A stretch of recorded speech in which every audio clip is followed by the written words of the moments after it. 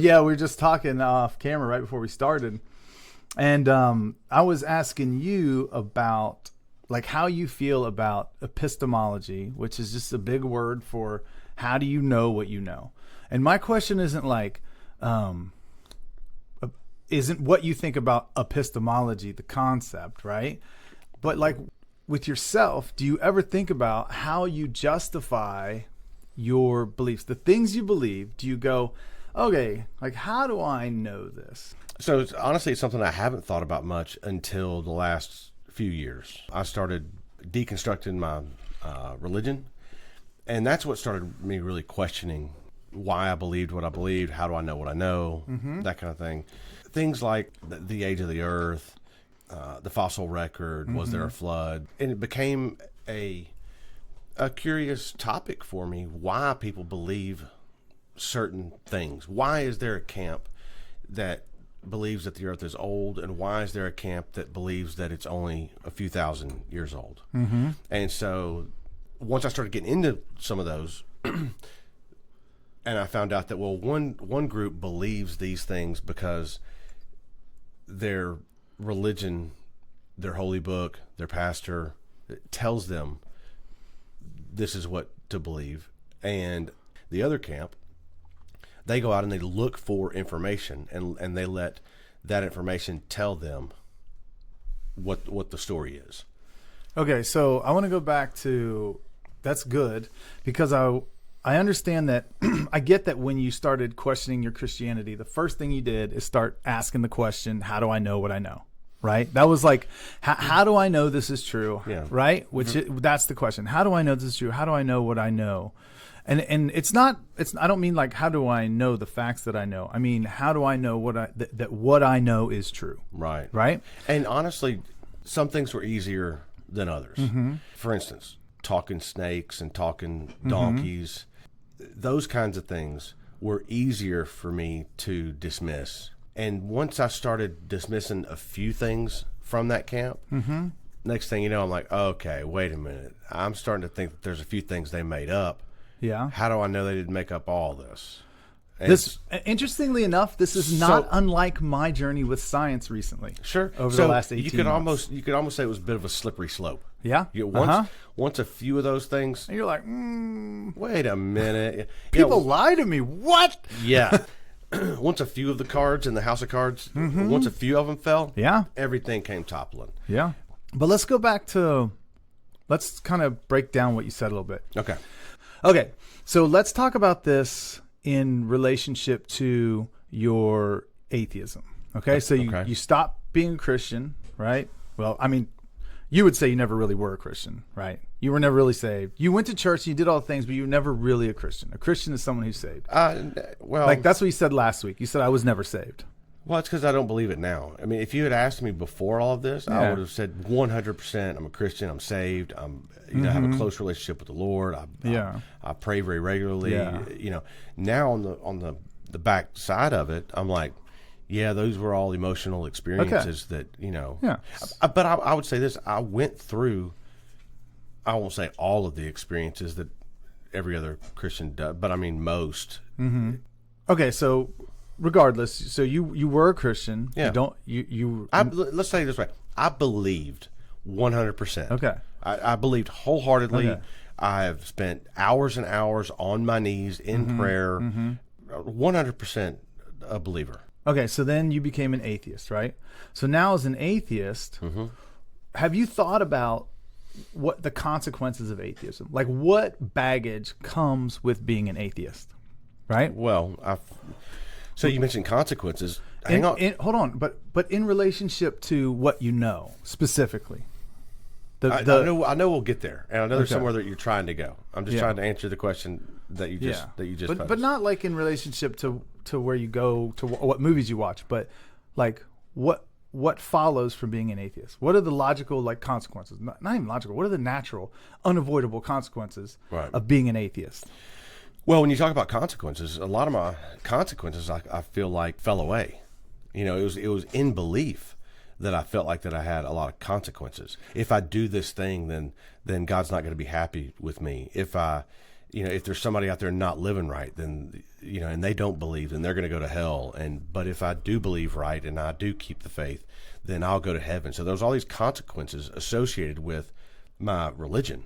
And once I gave all that up, then I was like, oh, well, fantastic. Now I don't believe that there's somebody watching me all the time. I don't believe that there's somebody that knows my thoughts and is going to judge me based on my thoughts. I'm free of all of those things that would weigh someone down, and the judgments and that come along with that kind of stuff. So it was very freeing. Okay, but what I mean is more. I think what you're trying to say is, since you don't believe that God created everything, now what do you have to defend? Right. So sort of. My question is, okay, in the beginning, now what? Right. I say in the beginning, God created the heavens and the earth, and therefore from that point, I can talk about reality, the world around us, the universe, science, philosophy, ethics, morals, all of it intelligently, because I have that foundation. And what I'm asking you is, how do you move forward? What are the consequences? You say, okay, I'm an atheist. That means that we can just go low-hanging fruit, that evolution is true, that you believe evolution is true, that we evolved from a single-celled organism and we're all related from this organism. Right. So believers often try to paint atheists into these various boxes, right? I'm an atheist, and the only thing that means is that I am not convinced of any of the God claims. That's 100% not true. I'm not convinced. I'm not convinced that Zeus, threw lightning bolts from the sky. I don't either. I'm not convinced of Vishnu or me neither. Yahweh or any other. I'm not convinced that those exist. Other than that, you can't tell anything. You can't tell my politics. You can't tell. No, but that's what I'm asking. I'm asking you what now, right? So how did you come to be here, and what does that mean? Okay, so what now is, as I become curious about various things, I try to look into those things. Like, for instance, let's say that I became curious today about what are the largest trees that we have right now, and how old are they? Well, then I'll go look. I'll go look up some information. Okay, on that. but I'm asking you specifically about like evolution. Look, I'm going somewhere with this. But. Okay, good. Look, how about this? How about I jump squarely into whatever box you're trying to jump? How about I just jump right into that? No, ask me directly. But I'm trying to. But okay. I want you to start at the beginning and say, okay, like I believe in evolution. I do. I believe we all came from one single-celled organism, led to all the diversity on life. Life, right? Okay. I do. I believe that. And how did we get? This is what I'm saying. When you think out the consequences, and then how did we get there? It was unguided. Yeah. Right. In other words, there's no Sky Daddy. Right. It was unguided. Thank you for that. Okay. Yeah, it's for you. That's my favorite term. My favorite meaningless term. I wasn't going to throw it out there. I didn't want to offend you, but it honestly, it doesn't bother me because I don't believe in a Sky Daddy either. So. Well, opinions vary. So. Yeah, a father in heaven, which is not a Sky Daddy. Totally different. Yeah, supernatural, which is not magic. We'll talk about that in a second. Oh, and it's unguided. Yeah. It's accidental, right? Yeah. Because it's random mutation. So if it's random, it's purely accident. I would say that they're natural would be a bit. In other words, if I walk outside on a hot sunny day in the middle of the summer and I get sunburned, that's not random or accidental. But we're not talking about that. We're talking about literally. It's a thing that happened and it had a reason. Okay, so now you've got to defend reason. Yeah, see, and when you say it has reason, a reason, you mean it has a physical reason. Yeah, but the physical reason, explanation, which is randomness. Like it's definitely not guided. It's definitely not purposeful. There's no one making it happen. There's nothing taking it to an end. It is, if a mutation happens, it is accidental. It could just as likely have happened as not happened. Okay. Right? What about pressure put on a certain organism in its environment, and that causes certain that comes changes after the random mutation, right? The random mutation comes first, and then that's where evolutionists theorize that the gain of information came from. And then as organisms change, ones that have characteristics that tend to, help it survive are the ones that carry on, and the ones that have characteristics that don't help it survive die. That's natural selection. Right. But natural selection also is accidental. It's not like someone's guiding natural selection. I mean, the fittest animal could just as likely die as as the unfittest, right? I mean, we see healthy people die all the time from random stuff, heart attacks and things you could never prepare for. So Sure. it too is purposeless and unguided. But okay, I'll go along with all this because I don't feel. I mean, I'm fine with things happening by the billions and across a lot of generations, and yeah, I'm totally comfortable so far. So all of that, probably because there's no magic. Okay, but go ahead. Right. Well, actually, I would say all of that it would be magical, but let's just say, so all of that brings us to this point where you are here sitting in front of me. Mm-hmm. You are the result of accidental, purposeless, unguided, random, without reason, meaningless, billions of events that happened over billions of years brought you to this point accidentally. You left out incredible physical specimen, but obviously the random mutations were going in your favor. Exactly. Right? Thank you very much. I can't deny that. Yeah. Okay. So at any time in that tree of things happening, some other random mutation could have happened, some other natural selection event. Absolutely. There's nothing guiding it, right? Yeah. We barely got out of Africa. Yeah. Any of that could have happened. Our species came very close to extinction. And any of that could have happened, and you would be a different person here. Absolutely. You might be the one on this side of the table arguing for God. A decade ago, I would have been. No. That doesn't matter. What I'm saying is the reason that you're on that side of the table arguing against God is an accident. It is just happens to be that way. And the reason I'm over here just happens to be that way. And if things changed a little bit over the course of billions of years, we might be totally different. Right? Okay. So how in that situation, if you just accept that, you go, okay, that's true. I mean, hang on. Also added into there, we're sitting where we're at as a result of our experiences just in this life, not to mention previous lives. But just in this life. In other words, you're not Hindu, you're not Muslim, because you were born in the United States, surrounded by other Christian people, and you were taught the things that you were taught, as was I. Okay, and so let's go. So I'm stepping 100% into your worldview. Had you been born in Pakistan or India, you wouldn't be adhering to Christianity right now. So I'm stepping 100% into your worldview. I'm on your side right now. I'm agreeing with you. When I say these things, I'm like, okay, I agree. I follow you. I say what I say because random events brought me to this point, and that's the only reason I argue for Christ instead of Allah. Fair enough. Now, or argue against Christ, or argue for whatever. Okay. My question is, how do you make any truth claim? How do you judge what another random series of accidents over across billions of years, like how do you judge the conclusions that they come to? With what confidence do you say that God doesn't exist? Because the only reason you say that is an accident. It's not because you're special or you thought of it or there's something innately valuable about you, because we're in your worldview right now. I'm not just insulting you. I'm just speaking from your worldview. These are the consequences. You're an accident. So how do you then have, on what foundation do you say anything is true? Because the things you believe are true, you believe because of accident. Right. Because of tweak a gene here, tweak a gene there, and you believe totally different. In fact, me and you are made of the exact same things, right? Yeah. Same molecules. We're oxygen, nitrogen, whatever, right? Mm-hmm. You arrange those things in this order, and you get that. You take those same things and you rearrange them, you get me. Hold on, I'm about to. And you get me. You rearrange them a third way, you get cheese. So why is this particular arrangement of atoms able to say anything true? Because it's an accident that it even is like this, right? This, what I'm seeing, is an accident. This, what you're seeing, is an accident. So where is truth in that? Does that make sense? I'm done preaching. Not Bam! Really. Yeah. Not really. It feels like a bit of a word salad. It's not a word salad. But so you don't believe in the tooth fairy, right?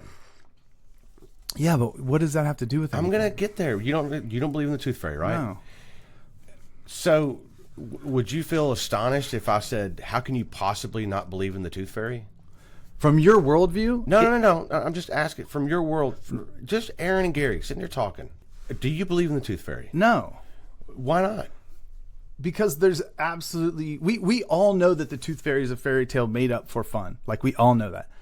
So, no, I don't believe in the tooth fairy. The tooth fairy is not the same as God, if that's the parallel that you're drawing. Okay, well, I believe very similarly about all of the God claims.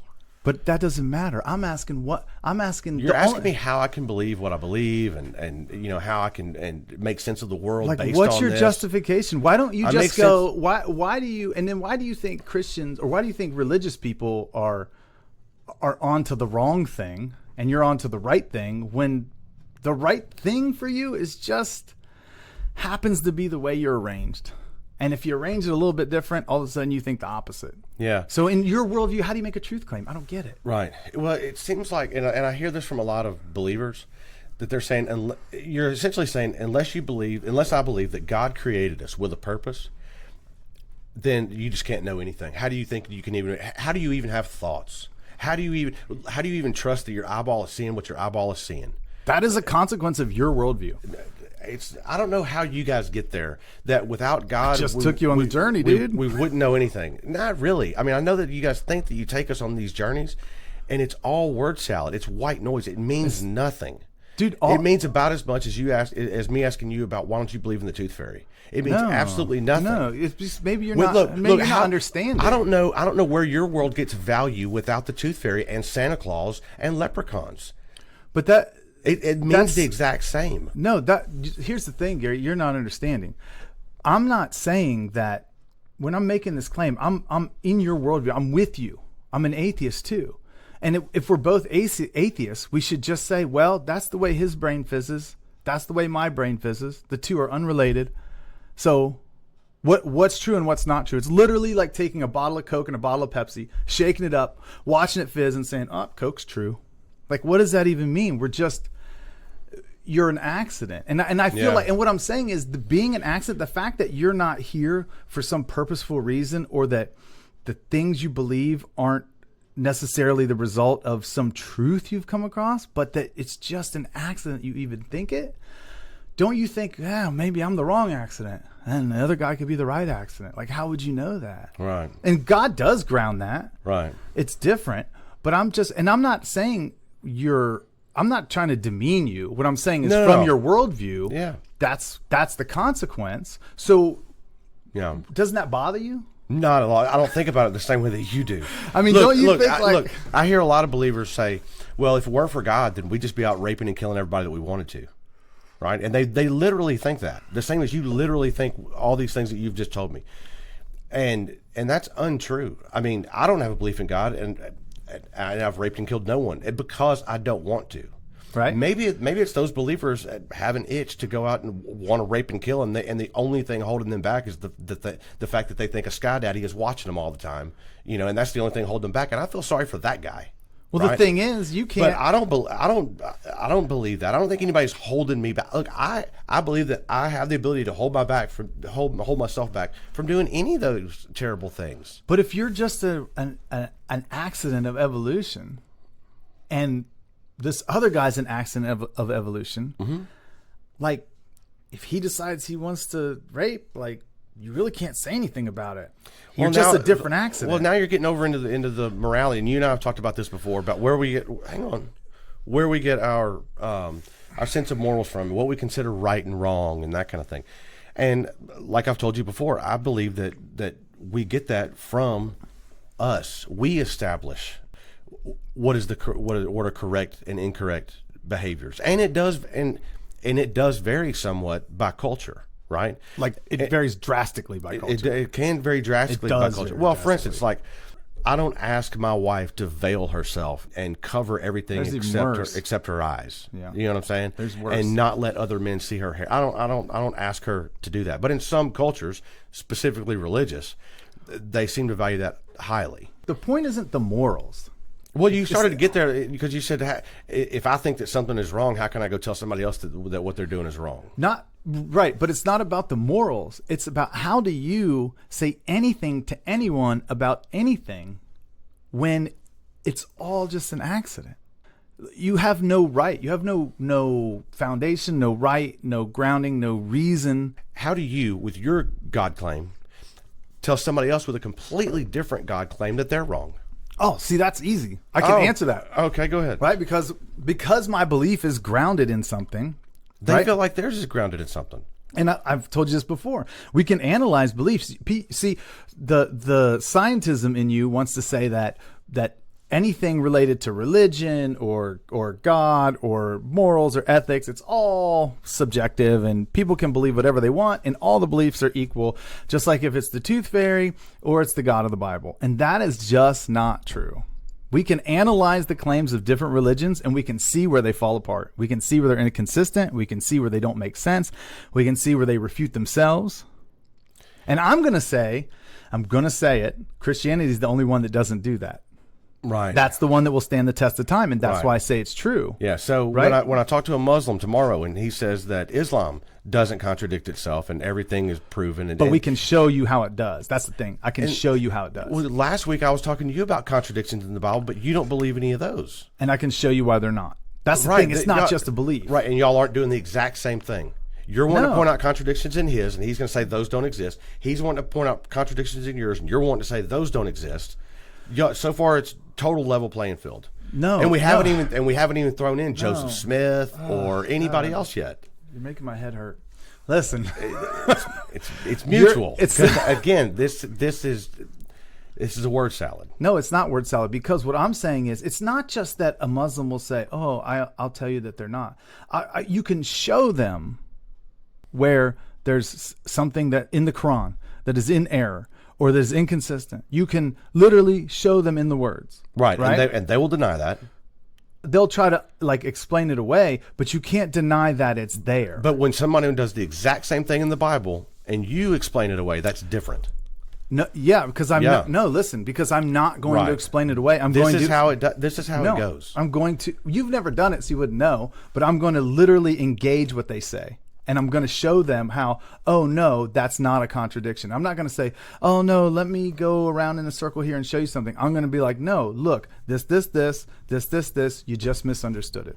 It happens all the time. Right. Right? Right. But you can't misunderstand the fact that the Quran misdescribes the Trinity, that it calls it God, Jesus, and Mary, which is not the Trinity. And by the year 600, when Muhammad was doing his thing, well, in the 600s, I should say, when Muhammad was doing his thing, the Trinity, the doctrine of the Trinity was well established. He just didn't have much contact with Christians. So there's 1 billion plus Muslims in the world? Yeah. Do you think they've never heard this argument? I think a lot of them have not. Okay. Yeah. Okay. I think a lot of them have not. Yeah. And I think that a lot of them study their Quran more than most Christians study their Bible. What's that got to do with what I just said, though? In other words, you just think they're not just walking around ignorant. I don't think they're walking around ignorant. I'm saying that's why you have to know people and know what they believe and actually spend time learning it and be able to have a conversation about it. But we're kind of digressed here, because the point is, you think all of these things are equal and they're not. And the reason, and what I'm saying is, I can tell you why I know what I know. And I'm just going to point out for the listeners at home is that when I asked you how you justify what you know, given the things that flow naturally from an atheist materialist worldview, you just moved on to critique. You didn't answer. You just started critiquing me. Okay, well, let's circle back. Let's circle back. You know, I'm happy. Oh, it's too late. I'm not going to let you. Oh, okay. You missed it. Oh, shit. So I mean, maybe you haven't thought about it, and maybe your answer is, you know what, dude, I haven't thought about that, and I need to chew on that for a little while, and that's a perfectly acceptable answer. But doesn't it bother you that do you have an example at all of something, how do I justify X, Y, or Z? Or well, I thought I did just ask you. How do you, okay, so not just general knowledge claims. I don't want to get into specific knowledge claims, because then we start talking about evidence for this, evidence for that, and I don't believe it's an evidence issue. But and evidence is sort of a different layer than what I'm talking about. I'm talking about looking at the world and thinking, if what I believe is true, then what does that mean? And I think that's the question. And maybe I didn't say it right by saying, how do I know what I know? But that flows from that. And what does it mean that I'm an atheist and a materialist? What does that mean? Well, that means that I'm here on accident. It means that I'm material. I'm a chemical reaction. It means that my brain is an input-output machine. Do you think that our brains are not chemical reactions? I think that there's a difference between the brain and the mind, and if you think your brain is a chemical reaction, that just further bolsters what I'm saying. If you think it's purely a chemical reaction, that just further bolsters what I'm saying, which is you are not even in control of your own thoughts. You are an input-output machine. Right. Well, I'm not a psychology or psychiatry professor, but we talk about everything as if we are. Right. And I do feel like the mind and our brains are incredible, and I have to intentionally work on things like mood. I'm aware that if I put on certain music, that I can make myself angry, happy, sad. Mm-hmm. I can lead myself down certain emotional roads, and that's fascinating to me. Mm-hmm. Like sometimes I'll be riding down the road, I'm like, man, I feel real like melancholy, and I'm like, I need to change this radio station because it is putting me to sleep, messing with me. So I'm aware of some of those things. Do I have the answers for all those? No, but then again, I don't claim to. I don't claim to have all those things figured out. As far as, since I'm an atheist, what does that mean? Besides, there's no God. Like, what does that mean? Yeah. Well, all right. Well, I'll tell you a couple things that it means to me. What it means is that there's nothing after this. There's nothing that I have to look forward to at the end of this life. In other words, this isn't just a green room for the big show later on. This is the big show. The good stuff is here now. Okay. It means that to me. And that realization made me value this life more. It made me value time. It made me value this time a lot more, and time with people and interactions with people, how the things that I do and say affect how their day goes. It made me value and appreciate those things more. So I'm more likely to ask somebody else how their day is going. I'm more likely to talk to a stranger. So it has affected me in those ways. Yeah. Like I said, it's made me value this time that we have here much more so than I did before, because I always thought that this was just kind of a practice run before the big show came. And once the rapture came, then everything was going to be better. So I was just kind of waiting on the rapture any day, and where I could really have some fun, And now I realize, hey, no. This is what I get. So I need to make the most of it. And the people that I'm around, I need to do what I can now. Okay. So okay, so that's one. So it made you realize that there's a finality to what you're doing. Yeah. And that you, does it make you feel like that you just only have meaning in the moment? In other words, no offense, because it's both of us, but in 2 generations, ain't a person going to remember who we were. Right. So does that make you feel like, unless you end up like unless you end up like a Rockefeller or on Earth, right? Washington or something. Yeah, like that. I say that from your worldview. I believe I'm going to go to heaven and that these things do matter. Yeah, I know. But so that was spoken from your worldview, or me trying to think from your worldview. But does so that there's a finality and a very, your influence on the world is, unless you're one of very few people, right? Genghis Khan, who fathered most of Asia, right? Yeah. But even still, he's gone, and the world goes on. We know who he was, and he did make an impact, and he conquered it. But honestly, he's dead. He goes on. Does that matter to you? Look, there's 8 billion people on the planet right now. Yeah, I'm one. So if I left this place tonight, would anybody except for a handful of people even know? Me, when you don't show up, right. I'd win every argument. Yeah, right. Probably not. Slaying them. I would be surprised if there was 100 people at my funeral.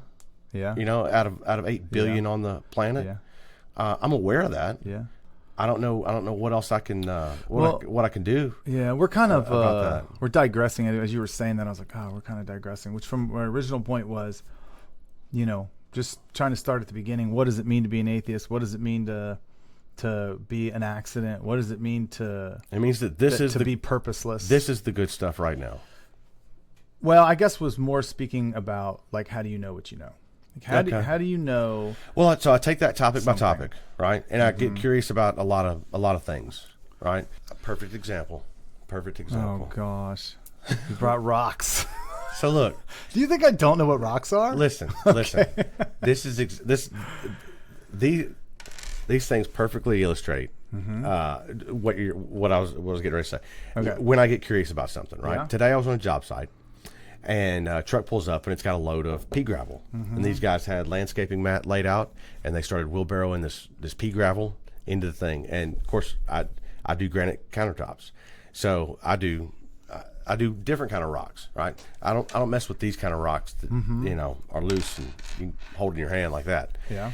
So I was looking at this wheelbarrow full of rocks, and I was like, wow, look at all the different colors in there. This one, and you could probably just shine some light. See, you can almost see through that one a little bit, right? It's got some translucence to it, right? This other one, not so much, right? That one is much more opaque, right? You can't see through that one as much.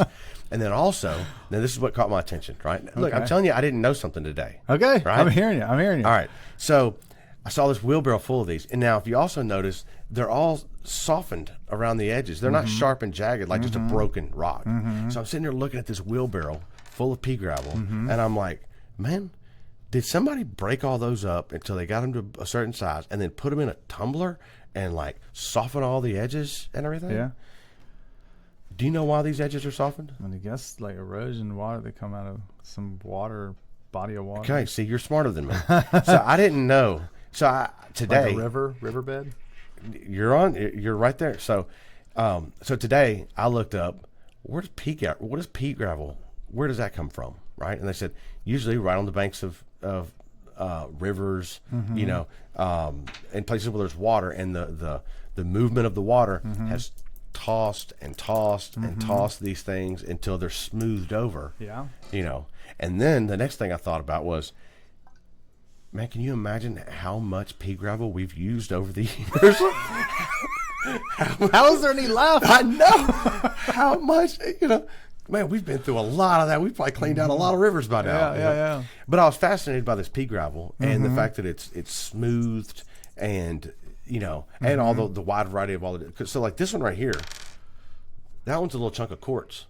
If we polished that, we could hang that on a necklace. Yeah. And, but I was just curious about something. Yeah. So when you ask me, how do I know what I know? I mean, at times I get curious about various things, and so I go look up and see, where did that come from? Yeah. Where did that come from? I think that's interesting to know. But does that help you did that answer your question at all? No. Okay. What am I leaving out? Because does it bother you that, or do you apparently don't think about it either? I feel like you're wanting me to defend or justify my atheism. I want you to justify how you can say anything true about the world. How can I say anything true? Well, okay. When you've already told me you think you're an input-output machine and that you're an accident. Like when we already established that. Okay. So when you say, how can I say anything true about the world? All right. Is that a cup? Yeah. Okay. You and I believe the same thing, right? Okay. So from here on out, I'm going to tell everybody I know this is a cup. I'm asking you to justify that. I can't justify that is a cup. That you know that. That's what I'm saying. I guess based on experience. I mean, maybe there was a day way back when I looked across the room and I said, I don't know what the hell that is. Yeah. So that's like that's a circular argument, which is I know what I know just from knowing what I know, right? So I don't know how to answer. I want you the to fact think that about I know this. that this is a cup. Yeah. And my experiences have led me to believe that. Now, that's not to say that you couldn't open that lid and some party snakes pop out of there or any of those. How do you? Yeah. How do you? It could be a lot of different things. It could be used to smuggle drugs. It could have a false bottom. It's not that. It's high. It's higher than that. It's a level above that. And maybe it's just something you need to chew on. And we're just going in circles, and we don't want to do that because we need to talk about it further. But It's probably just me. It's probably just I'm dumb. You know? No, it's not you're dumb. It's but just I'm an open book for you. It's probably I'm here for you. It's probably, like you said, it's something that's new that's been brought up, right? But I can say that, God created me. He created me to know me. So he gave me senses. Those senses have to be reliable if I'm going to know him, so that I can have confidence in them, and I can then use those senses to interact with the world, because I'm made by God with purpose, right? That's a justification.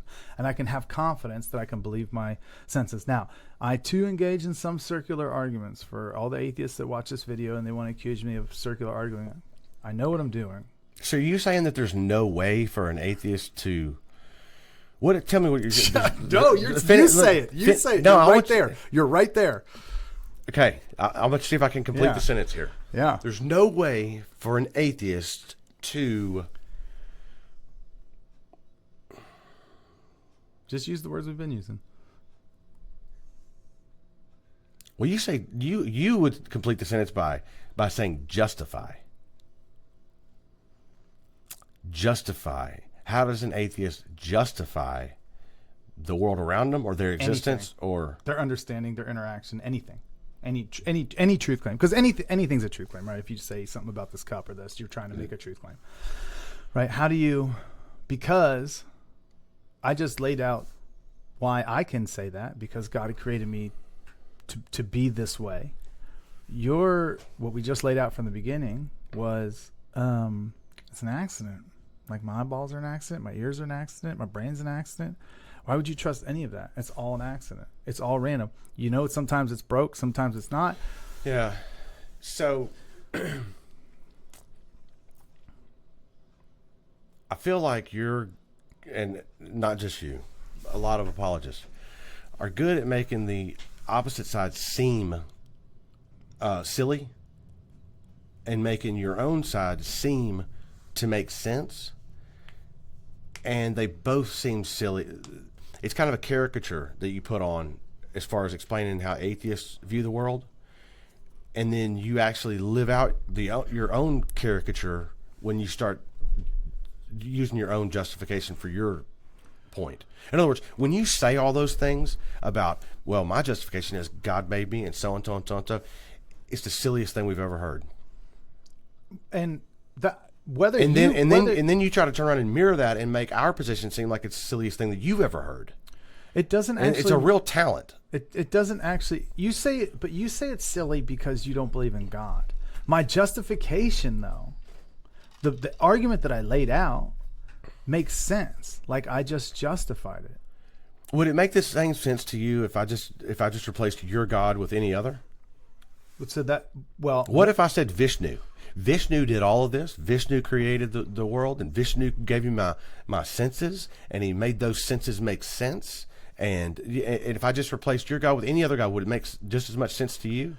Well, or if I used the Tooth Fairy or Santa Claus. Look, Santa Claus did all these things for us. Well, I think would that make sense to you? I think you appealing to the Tooth Fairy and the Santa Claus doesn't really help your case. Right. Well, at least to people that don't believe like you do, they are exactly the same. They're myths and fairy tales that human beings have made up. Yeah. And then people have based their lives around it. Well, and it's astonishing to the rest of us. No one's based their life around the Tooth Fairy or Santa Claus, but all the various religions. There's a billion Muslims. But I'm saying you're better off to stick in that lane, because when you say Tooth Fairy and Santa Claus, I'm trying to explain to you how ludicrous it sounds. Okay, but it doesn't matter if you think it sounds ludicrous. One, you're only doing that because you're an input-output machine in an accident.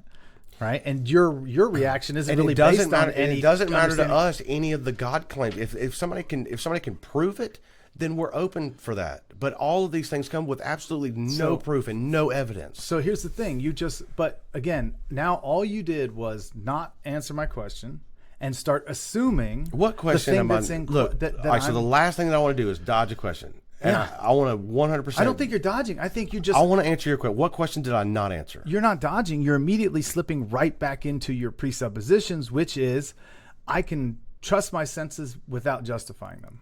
Right? What things am I presupposing?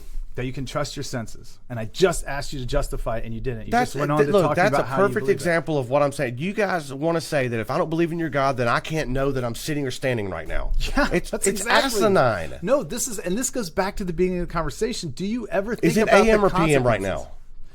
Well, I mean, to you, it's just input that your brain's getting. It's ludicrous that you guys think this way. It's ludicrous. It's not ludicrous. It is. No, here's the thing, Gary. It's not ludicrous.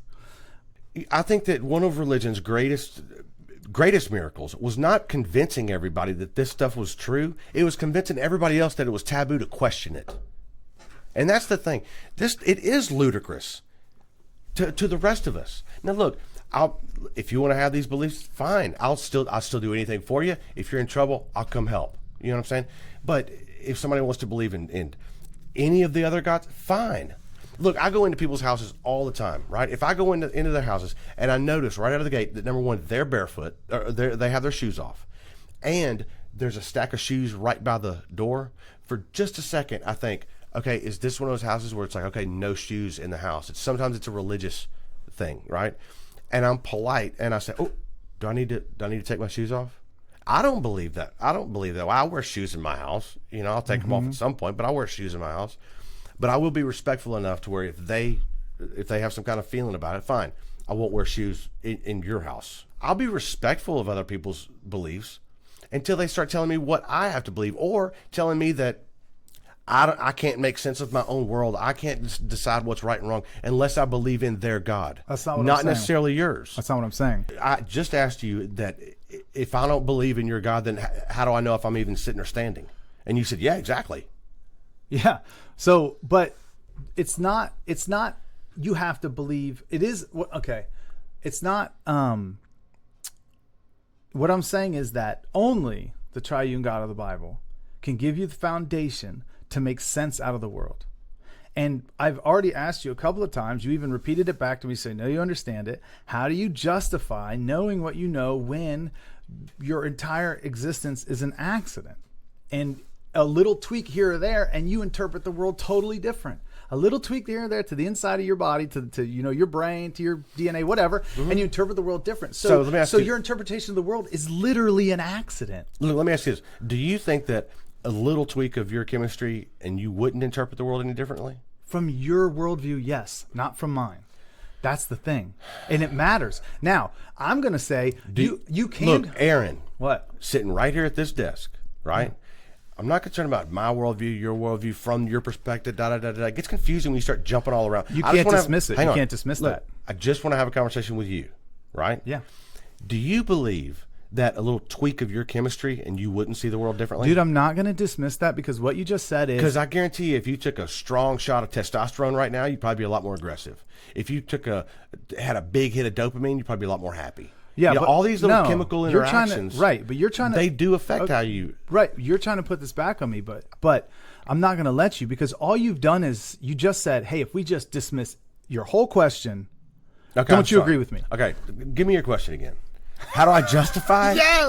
Yes. How do you justify knowing anything?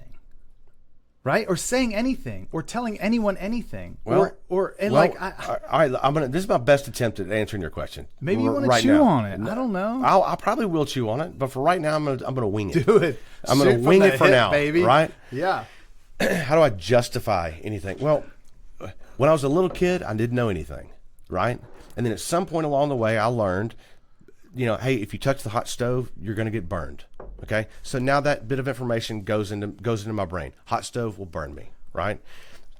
Gotta. You ever been too close to the fire and you singe some hairs? It goes into my experience. Hey, if you you might need to stay away from fire. Right. Well, if you get too close to that, it's gonna burn you. And so all of these millions of experiences throughout a day, a year, a decade, they all start adding up into where at some point I can kind of make sense of the world. I know that if I run out in traffic, it's probably not going to work out very well. I know if I step too close to that fire, I'm going to get burned. I know if I take a knife and I push hard enough, and I'm going to cut myself. You start adding up all of these things. Other things that I don't know about, how old is that tree? I don't know. I know a way that I could find out. I could drill a hole and pull out a core, and I could count the rings. And, somebody somewhere at some point told me something about growth cycles and about tree rings and that kind of stuff. So that's a little tidbit of knowledge. What makes that car roll? Here, Gary, let me show you about wheels, how they rotate, all that kind of stuff. I've done a lot of automotive work with a buddy of mine. So now I know a little bit more about vehicles and that. So you add up all these things, and fire and wheels and, knives and all these things, and you get an understanding of the world around you. Then when it comes to other things, be it how old is the earth, then I look to people that have a little bit more, have spent more time researching those things and have had other people critique their research. And I go, oh, okay, so now somebody, not me, has researched how long ago did the dinosaurs live? Was this environment always the same as it is right now?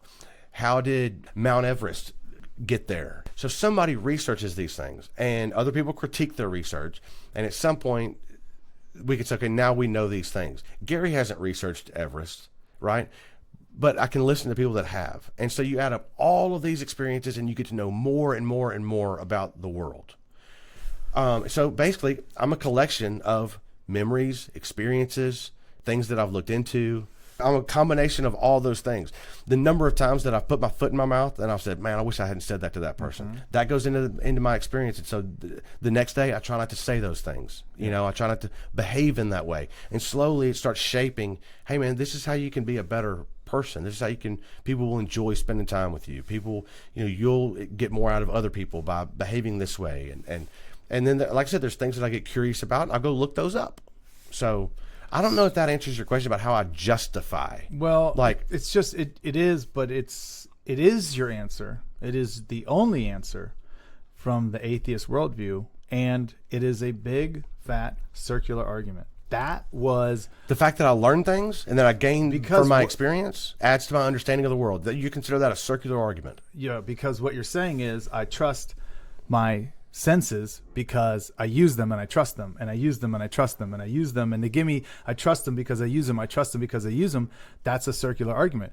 I'm looking for the foundation on which you trust them. So if I brought a chair in here and said, Aaron, have a seat, would you not sit in the chair? I would, but it makes sense from my worldview. Because God? Because God exists. Yes. That is the craziest thing I've ever heard. It's not crazy because I already gave you the justification. What does that have to do with that chair? Because that is a justification for trusting my senses, for believing that the world is what it is, for thinking that the next minute will be like the minute before. I get it. I mean, I get how you get there. I get it. But it's sad for me. It's not sad. It's sad that you're convinced that you don't have the equipment to gain experience. Again, you're relying on your equipment. That's the thing I'm questioning. No, from your point of view. Yeah. From your point of view, I'm doing your thing, right?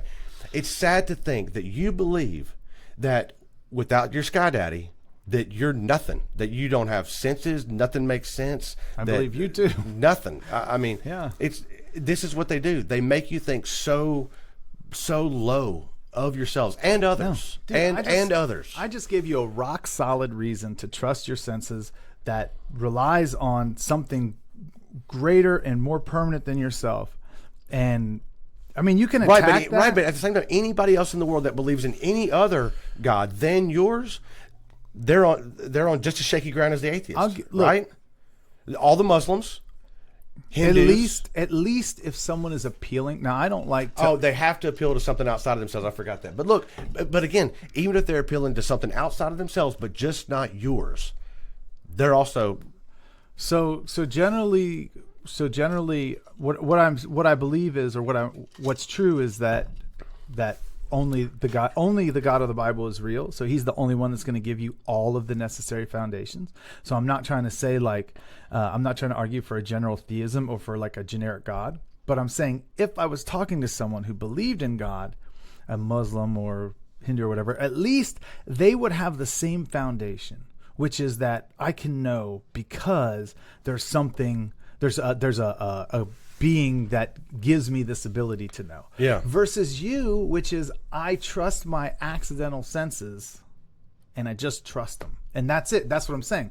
That's where that's kind of a caricature. It's literally what just happened. Yeah. It's literally what just happened. It's sad that you think that poorly of yourself, and it's not that I think poorly of myself. And I don't our think poorly of species in general. myself. I don't think poorly of myself. But without your God, in your mind, without your God, we would know nothing and essentially be nothing. No, that's not what I said.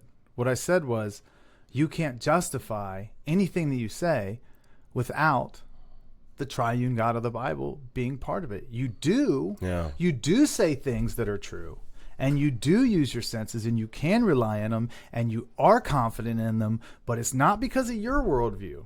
It's because God actually exists. The reason that you can trust your senses is because your worldview is false and God actually exists. That's my argument. That's what I'm saying. Yeah. Right? And when I ask you about it, you started to go in a circle, and it's the only place you can go. I'm not like mad at you or being like, oh, you dummy. It's the only place you can go because you don't have anything to rely on. You don't have a foundation. Now, yeah, I don't believe that there's anything outside of our natural world. There is some. So we've learned a lot about our natural world in the time that we've been here, and we've learned to use these senses. Like I said, when I got too close to the fire and I felt the heat and it burned myself a couple of times, I said, okay, I'm not going to do that anymore. But I didn't need a being outside of myself to tell me that I can learn. No, you relied on senses that you happenstance got that you don't know where they come from or why they work the way they do or how you got them. All right, let me ask you this. Let me ask you this. How did God give us these things? How did God give us these eyeballs? How did He give us these feelings? He created us. He created us in His image to be able to know Him. But how? What? I mean, and why? You mean like He doesn't describe the actual process. So you don't know either. That's the actual process by which God made us isn't relevant to the question. Just the fact that He made us to know Him, and we couldn't know Him without reliable senses, is the grounding. So I just want to be fair real quick, because I know anyone that watches this video is going to call me out on being circular, because my argument is circular in a way, but my circularity ends. So I just want to point this out so people don't accuse me of being a hypocrite. I too have to assume my senses are basically reliable, right? I have to trust that they are. And when I trust that they are, then I can assume that I can know the world around me. And then when I do that, I learn that God made me with reliable senses so that I could know the world around me.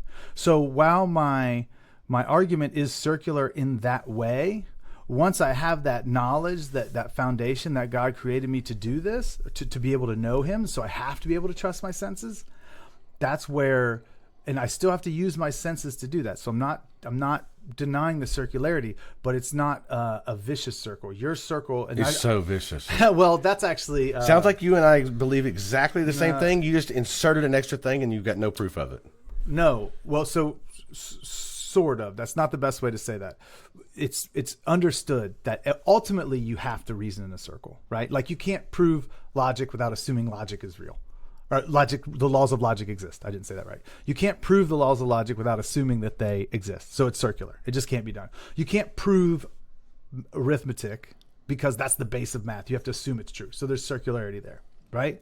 What I'm saying is that my circularity, it does matter that it leads me back to God, that then grounds me. Like that matters because it becomes more of a spiral, we'll say, where I'm now able to understand the world and spiral out. Yeah, but there's no way to test whether or not this God of yours exists. You can call on Him, beg for answer, anything you want to do. There's no way for him to demonstrate it. So is your point, do you believe that unless we can, or do you mean with the scientific method? Like, what do you mean? Because is your point that if I can't prove something exists, it doesn't exist? You're probably going to say, well, you can't prove to me that number one exists. Thank you. I get that. You can't go out in the world and find number one. Well, then don't make that argument. But at the same time, look, is there any way that I can know? Is there any way that you can know what? Yeah. Look, I'll say that you brought up something the other day that says nobody's neutral, right? You don't believe that anybody's neutral about anything. And I disagree with that too. And you can start on a tiny, tiny level. For instance, I don't even know who's playing in the Super Bowl, and I really don't care who wins. I am 100% neutral in that. Is that believable to you? When we talk about someone not being neutral, we're not like talking about what you like at Olive Garden. Right. That's a preference. We're talking about getting real specific on getting neutral about whether or not they believe in the supernatural. Mm-hmm. Right. I lost my train of thought. That's all right. It happens. It happens. Yeah. I mean, so it's not just a preference, is what I was saying. I'm not just talking about preferences. I'm talking about worldview. But then knowing that God, I just want to make sure I said that I understand mine starts with a circular argument, but then once I realize God created me to know Him, now I have a foundation. And it's true that I can't, Elliot would. So I was getting to, can you prove it? Right. So you said the other day that nobody's neutral, right? Mm-hmm. I don't know if I've ever said this to you. I may not have, but I'll say it to you now, right? If this God of yours exists, all powerful, all knowing, has a special place for me, wants me to live forever, also has a special place, where I'll experience a lot of pain, forever, and I wouldn't want to go there. Mm-hmm. But if this God of yours exists, mm-hmm. I want to know. Mm-hmm. I want to know. Is there any way for me to know? Yeah, that's why He gave you the Bible, which is 3,500 years of history of His existence. He also put a church on every corner. He gave you the senses to know Him. He is present in every possible way. And if you want to know the biblical answer, the theological answer is it's a suppression of truth. It's not neutrality. What if I'm ignorance? What if I'm in Utah? What do you think? Do you think that same reality is still true? What if I'm in Pakistan? It's true everywhere. What if I'm in Pakistan? Everywhere. What if I'm in India? It's true everywhere. It's true everywhere that your God will be shown to me, will be obvious to me. I'm in India, and your God, the Christian God, is going to be obvious to me. It says what the Bible tells us is that from the beginning of creation, we can know two things about God. One, I know it's written on our hearts, and you can look around the world. Well, no, it's His eternal power and His divine nature. So you can know those two things. That's like from the latest. That's like the latest cucumber in the word salad. Is what that is. No, that's His eternal power. Where do I go out there in the world and find His eternal power? In creation. In creation. In looking at the universe. Right. Just look out there and you'll know Him. Mm-hmm. Right. It's so obvious. That's so what He says. obvious. And it's so obvious because God sent the message. It definitely got received. So it's not a matter of neutrality or ignorance or questions. It's a matter of suppression. Everybody comes from the same place. You think that all the other religions are just suppressing your God? Do you think all the Muslims are suppressing their Christianity? Yeah, no, it's not suppressing their Christianity. It's suppressing knowledge of the true God. And in doing that, the suppression of the knowledge of God manifests itself in many ways. False religions is one way. It is not surprising to me that religious people for many, many years thought that they were the center of the universe. And that they executed people who, as science came along and as they started learning more about the universe, that the sun didn't go around the earth, right? And that we weren't the center of the universe, that they executed those people for those beliefs. It is not surprising to me. What you just said is absolutely ahistorical. And no, it's not. Christian scientists are the ones who pushed science forward. All of the great scientists of the past. It's amazing how you guys want to take credit for anything good. You're counting the hits and you're ignoring the misses. No, I'm not ignoring the misses, but the Christian science was based in Christian, and the best thing in Christianity, the best thing is they were thinking the same way I thought, which is because God exists, I can trust my senses. I can do a science experiment. I can expect some uniformity in nature. Because God exists and because He's what is told us in the Bible. You don't have that foundation. So without your God existing, then we couldn't do those things? We can't learn things? Correct. We can't know things? Correct. That's terrible. I feel sorry. I feel sorry for those that believe that. So I'm glad to be free of that. You can do, well, here's the thing. You're not free of it. You can do. In your worldview. Yeah. Right. Which is the truth. Right. You can do a science experiment. You can trust your senses. You can do all these things because God exists. Not to find God, I can't. Well, again, the reason I point out silly things like can you prove a number or can you prove a law of logic or can you prove this and that is because what you're saying is you can't believe in God because you can't prove it. I'm just going to point out something that you can't prove that you do believe in. So I just want you to abandon that argument. Right. The scientific method is not. That's like me saying, what's the math equation for why you like your favorite song? Like math is not the right tool for that. Sure. What would be the right tool for proving God to me? Well, is there a right tool? Yeah. It's humbling yourself. You just got it's faith. It's not faith. It's not just faith. It's not just faith. I'm not saying just believe in anything that comes along, even if you can't prove it. I'm not saying that's not what I'm saying. I'm saying look, I'm saying I've got 10 different theology is the tool. Look, I've got 10 different friends. Maybe philosophy. I've got 10 different friends, all of them devout believers in various gods. How do I determine the truth? Well, that's a really, really long answer to that question, but I've already said it. I'm sorry, if you want to examine each religion, that's a long thing to do. But I've already said that we can examine the religions. If you want to take the time to do that, we can talk about it. Do you think that there's a way by examining the religions that you can prove it? That you can one by one eliminate the fakers. That's what I'm saying. Yeah. Right? And it's going to leave you with one, and it's can't be none. I'm saying the impossibility of the contrary is great evidence that there is a God, because if there's none, then we're left with your circular reasoning, your inability to make sense of the world. I feel like that's especially insulting to everyone else that doesn't believe in your God. All the Mormons, the Muslims, the Hindu, all the atheists. That the Christians have it figured out, and everybody else is either suppressing or ignorant, or just hasn't done the research, or hasn't devoted their lives to some of this stuff. I don't think it's a matter of evidence. I think it's a faith issue. Your clan is the only one that has it all figured out. And Jesus didn't come exclusive. He didn't come inclusive. He didn't come and say, "Hey, everybody, just whatever you believe it." He said, "You're either for me or against me." Right.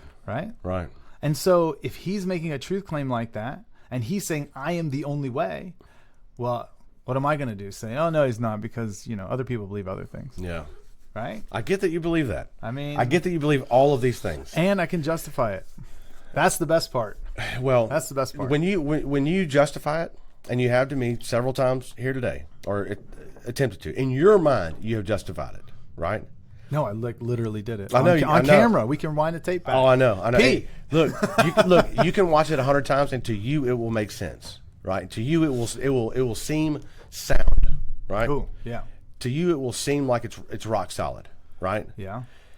To the rest of us, it sounds exactly the way that it would sound to you if somebody was trying to get you to believe in Scientology or Joseph Smith or anything else, and they would feel like they were rock solid and that you just couldn't question it. There's no holes in it at all. And to you, you would think, well, that's completely ludicrous, right?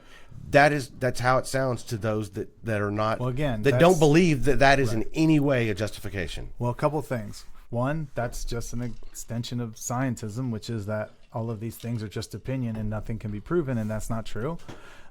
Two, persuasion, you being persuaded has no bearing on whether what's being said is true. So other people being persuaded has zero bearing on whether something's true. I can say something that's true, and you cannot be persuaded. Yeah. So that isn't obviously.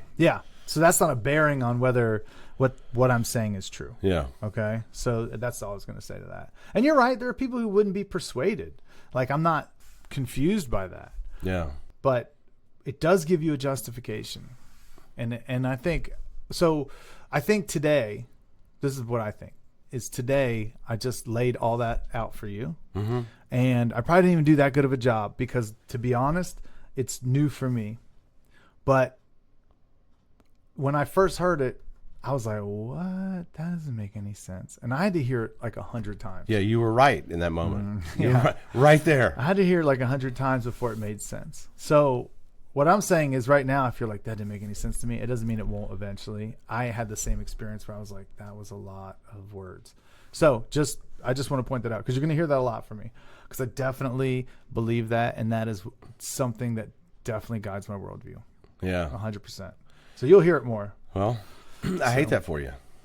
I mean, I don't. I think it's beautiful that I have a justification, that I can trust my senses, that I can know God, that I can trust that when I go into the world, I can expect tomorrow to be like today until he decides he doesn't want it that way anymore. Yep. But he said until he just decides. He said until the end, the seasons will keep going, the cycles will keep going. We can just trust in like the basic cycles of nature. So speaking of him deciding. Yes. Right?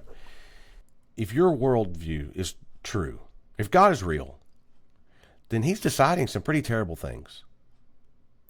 Well, I don't know what you mean by that. Okay. So does he have the ability to cure cancer? I mean, yeah, like why he does. He does a lot of the time.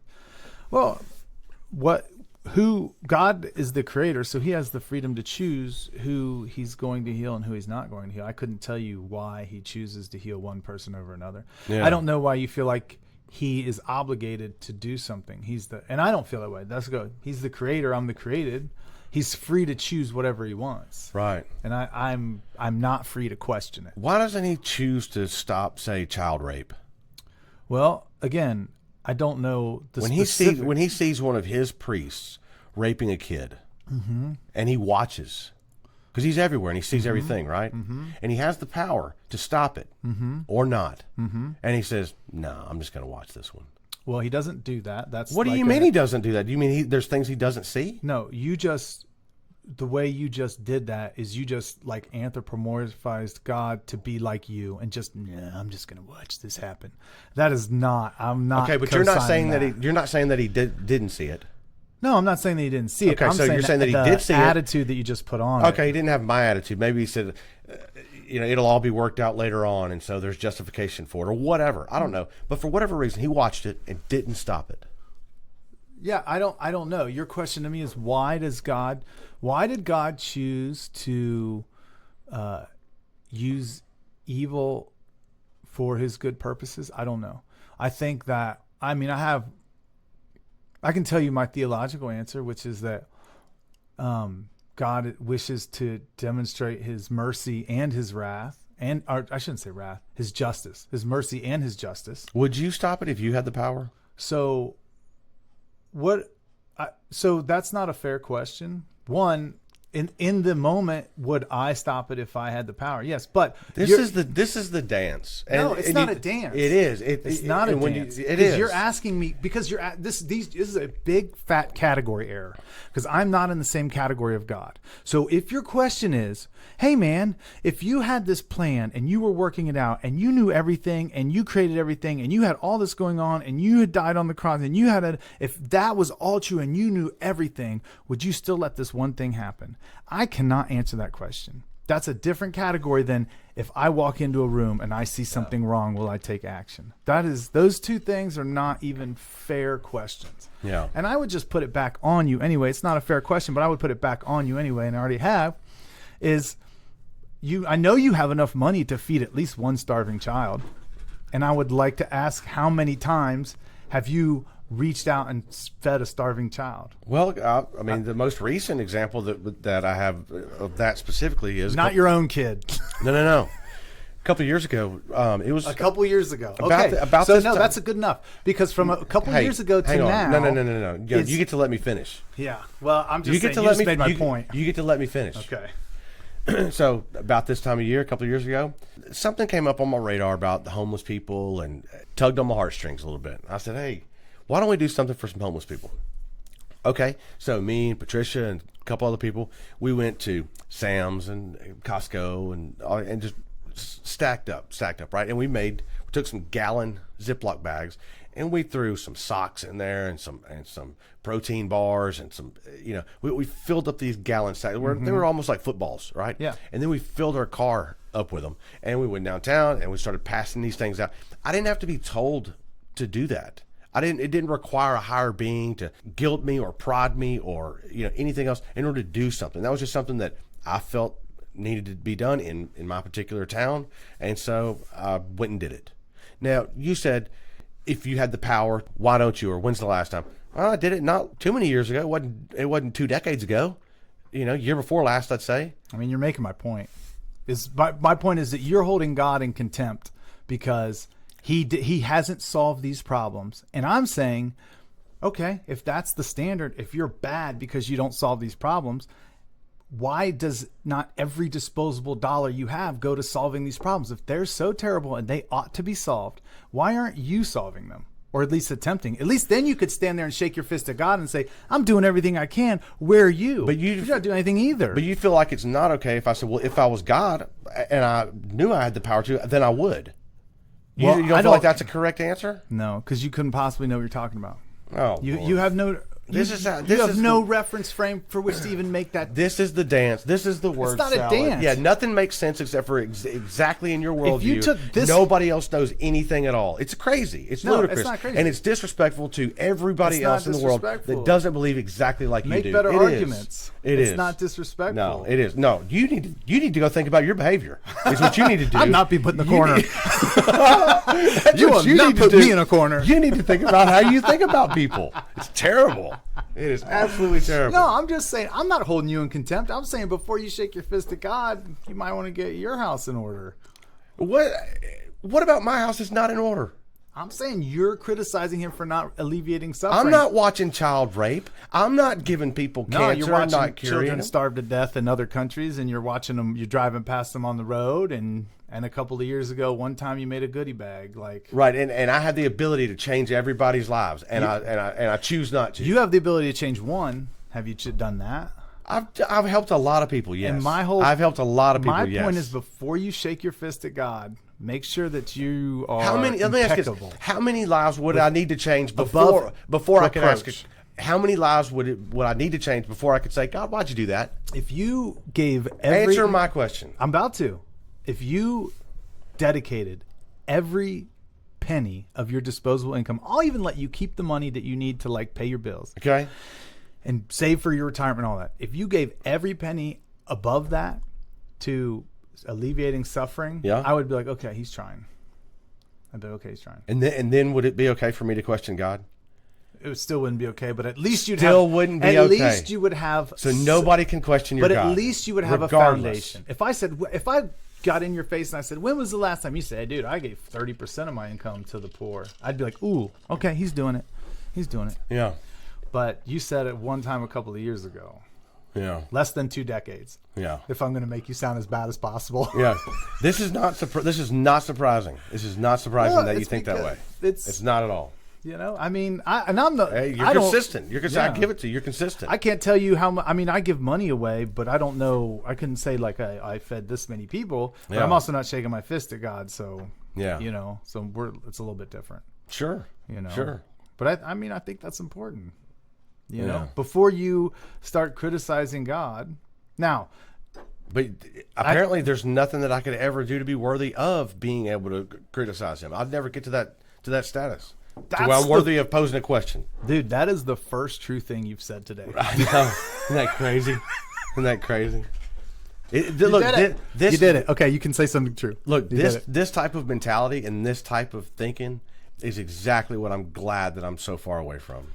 Because it's terrible to think that way about other people. It's terrible to carry that around with yourself all the time. Dude, it's not terrible to know who you are in relationship to the world, to know your place in the world, to know that God cares about you and that God only wants to do good in your life. It's like, it's not. Yeah, to know that you're not even worthy of posing a question to this almighty being that created you and sits in judgment of you, can judge you, your thoughts and all, and you're not even worthy to look in his direction. Because, well, yeah, you can't look at God. Right, I know. But you don't. The thing is, I do ask God questions. We're so worthless. We can't even kiss the ring. We can't even kiss the hand. We can't even look in his direction. See, it's the way you say it. See, it's the attitude with which you say it that makes it so bad. Because you can ask God questions. People all the time ask in desperation why.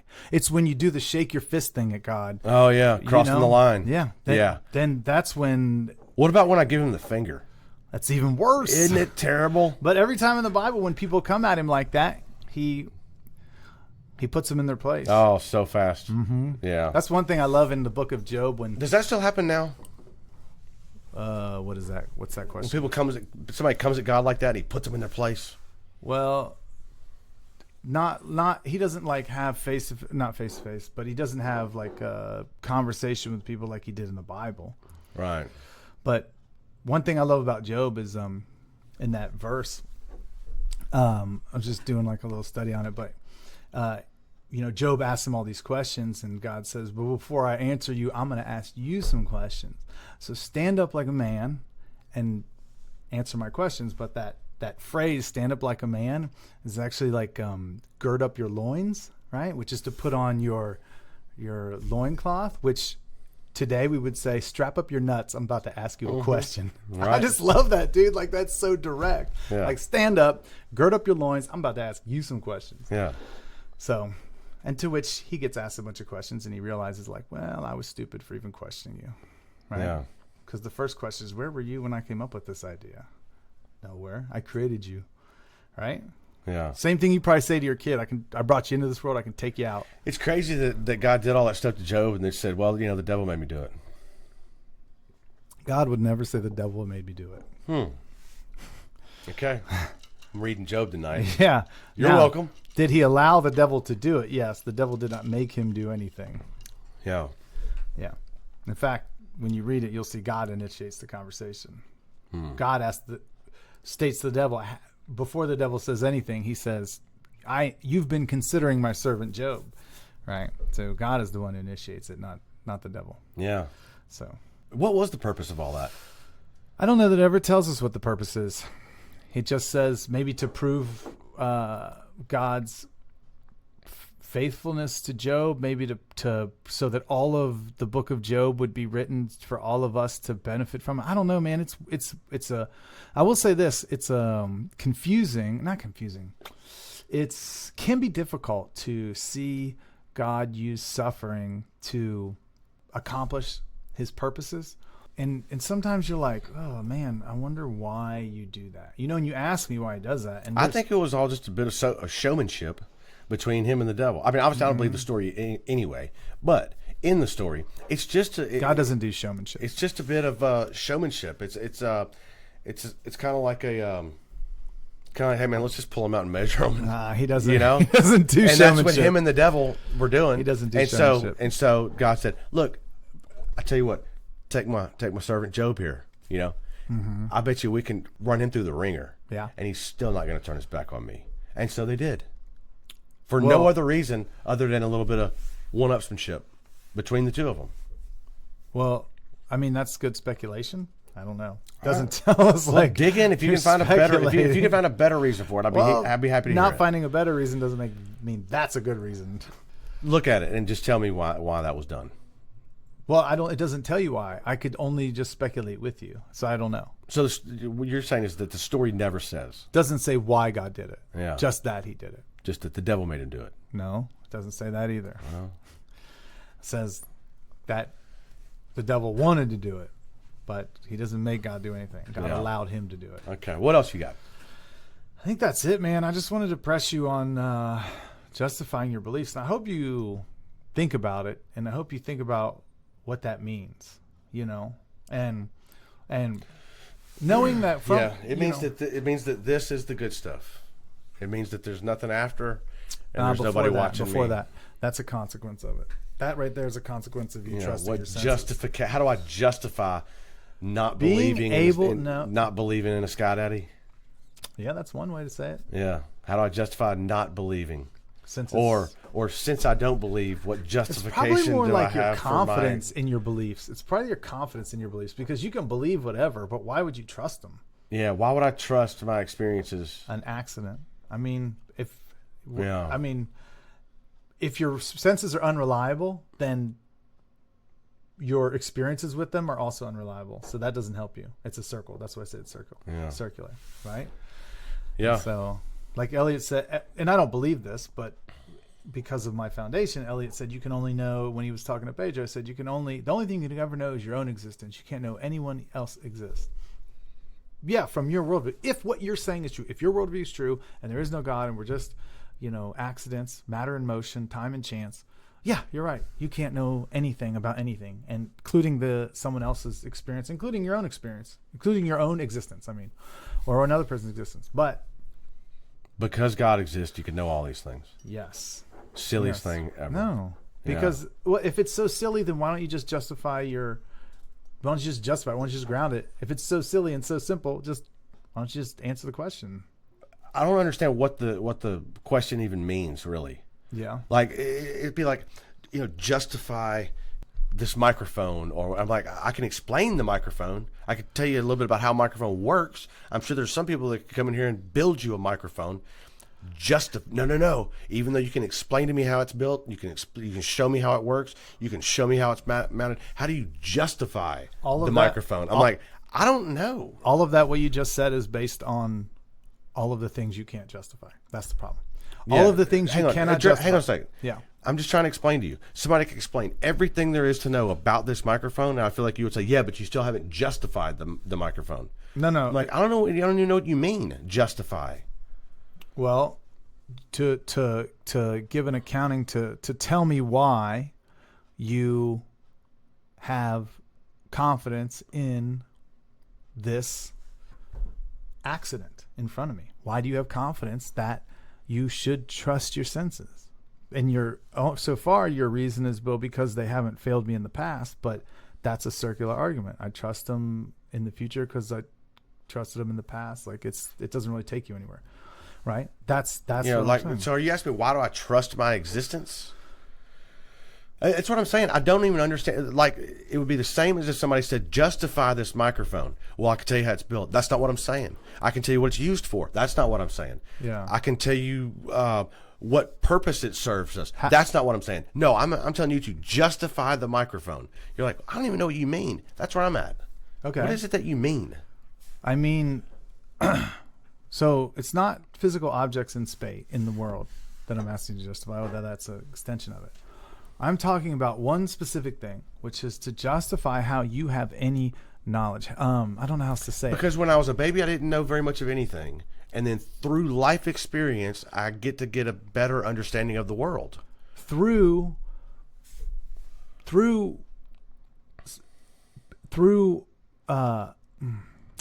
and look, senses. And I'm not the best at it. There's other people that understand the world better than I do. And there's a lot of people, I met some just last week, that understand the world a lot less than I do. And sometimes I question whether or not they're aware of their own existence. Through a brain and senses that you have by sheer accident.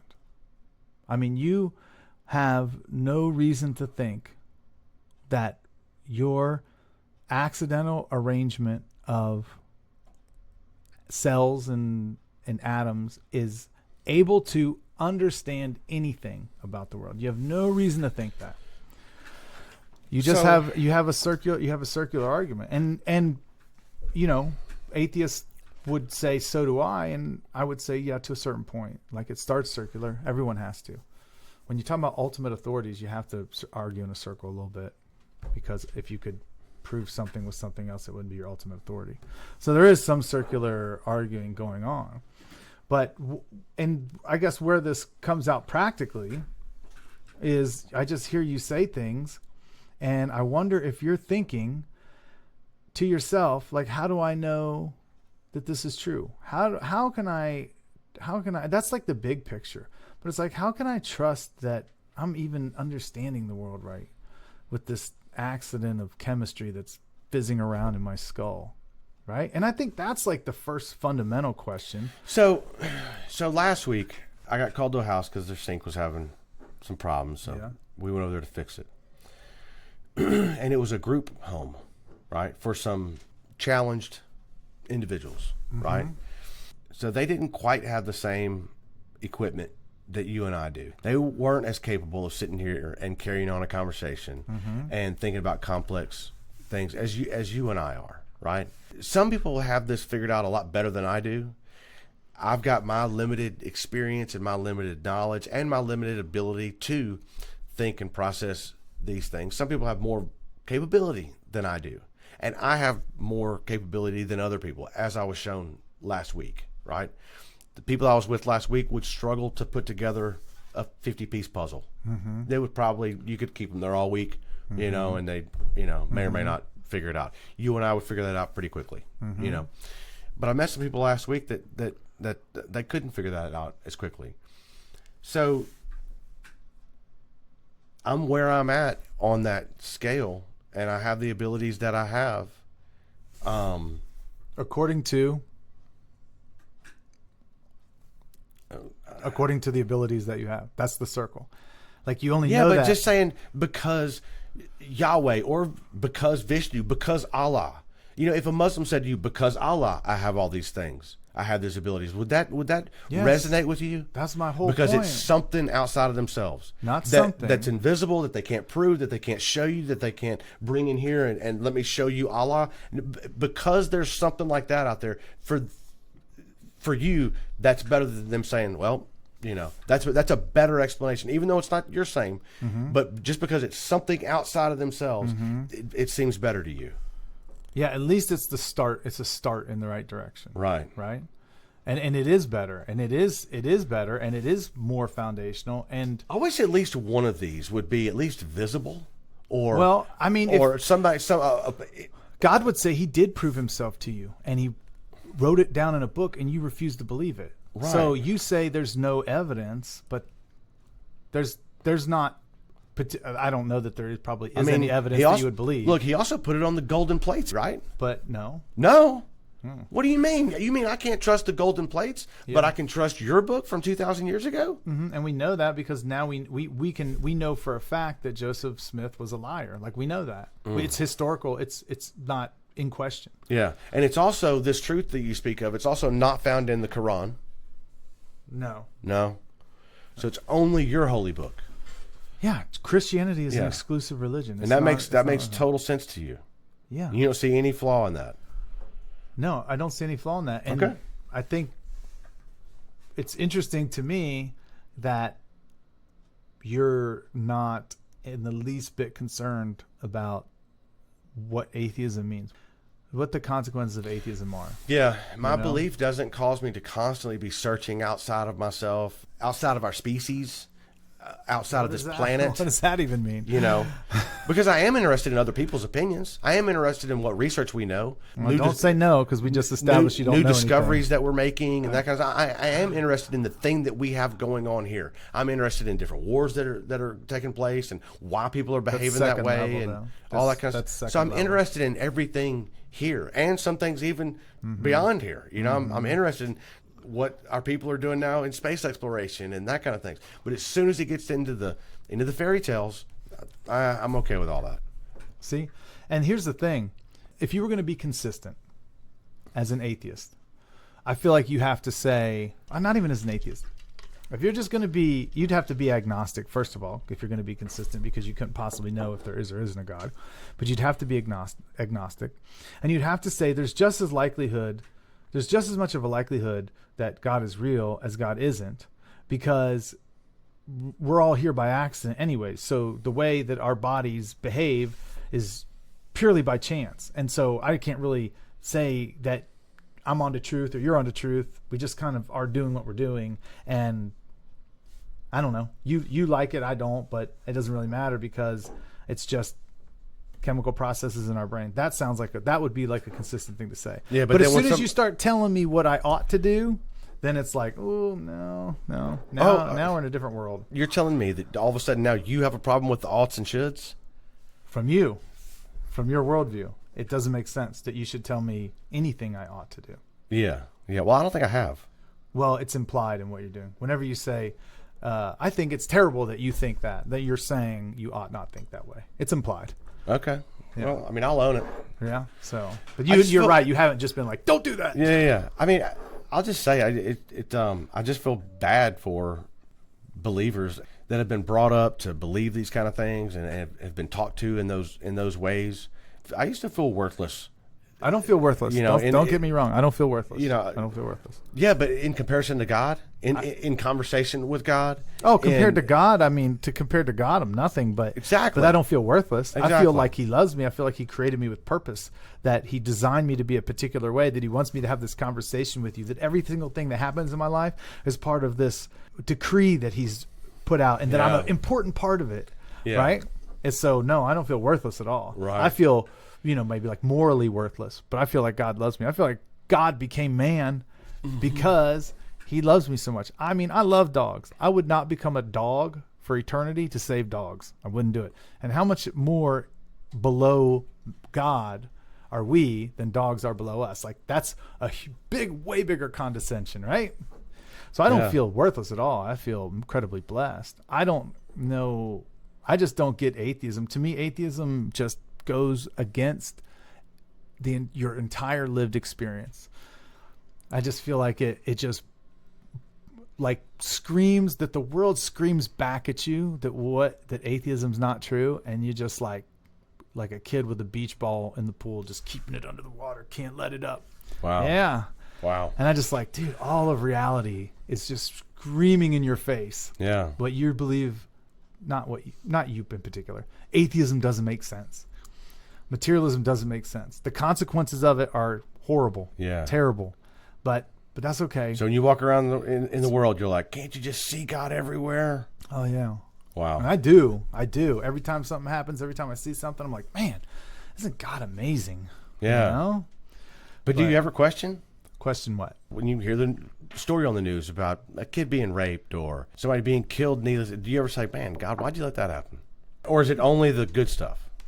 So those are the times that is the time where faith comes in.